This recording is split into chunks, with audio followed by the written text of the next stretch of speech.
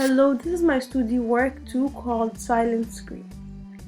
I was influenced by the Fauvism movement and especially Matisse, the leader of the Fauvist movement. I was influenced by his use of vivid colors and unrealistic choice of colors.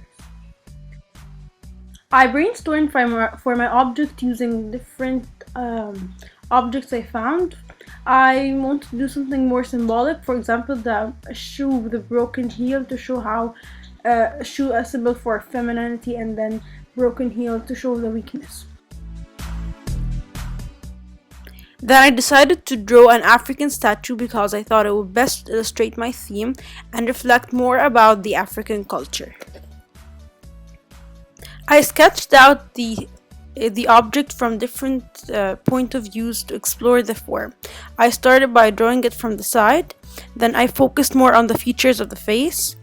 Then for the next two drawings, I focused on the features of the face to see how expressionistic it was from a straight point of view. This helps me to see how the features of the face can reflect my theme of oppression of women. Then I started to focus on the fine details of the body and see how the body position could reflect my theme. And I started to focus on it from weird point of views and focus on specific parts like the hand and the bracelet around. Then for the next drawing, I decided to focus more on the body and see if how far or near it is would affect how powerful my painting would be. Then I did the same thing with the face and drew it from different side of views and for shortening view. Then for the next four drawings, I decided to draw some parts that were not recognizable, so that I could create more of a symbolic painting that would express the continent without drawing a realistic features or a realistic body proportions.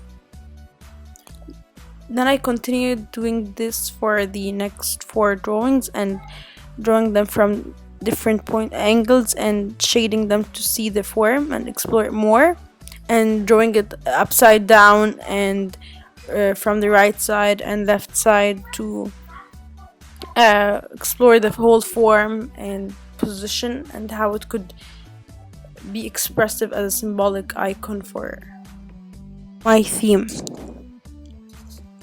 Then I focused back on the face features and how I could create a successful painting using the face features and how expressionistic they are. I did this when I look back at all my drawings. Rather than decided I'm going to draw the face from the side, as it was very expressive and would this time using cross hatching create a successful painting to explore the whole form of the face. And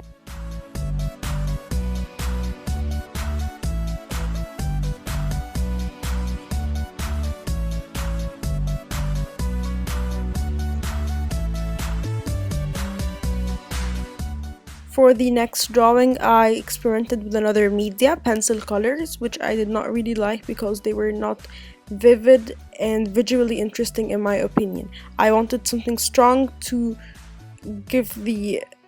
illustrate the theme of women's oppression. I experimented with wet media over wet media and wet media over dry media, and it helped me figure out which would be best suitable for my artwork. I continued experimenting, but this time with another media, watercolors, which I liked this time because they were visually interesting and strong to express my theme.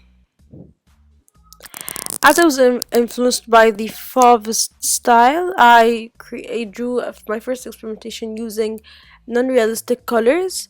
This was using wet media over wet media. I did not really like this experimentation because it did not have texture and did not look appealing or interesting for me. So this led me to finding out my new style. I started by using a brown wash, then adding cross-hatching with painting over it, which gave texture and made it look more interesting. This helped me create my final painting, which I thought needed some adjustment after I finished it, as it felt empty from the side.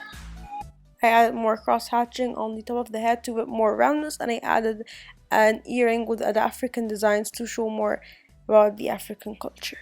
The watercolor experimentations I did are gonna help me in StudioWork 3.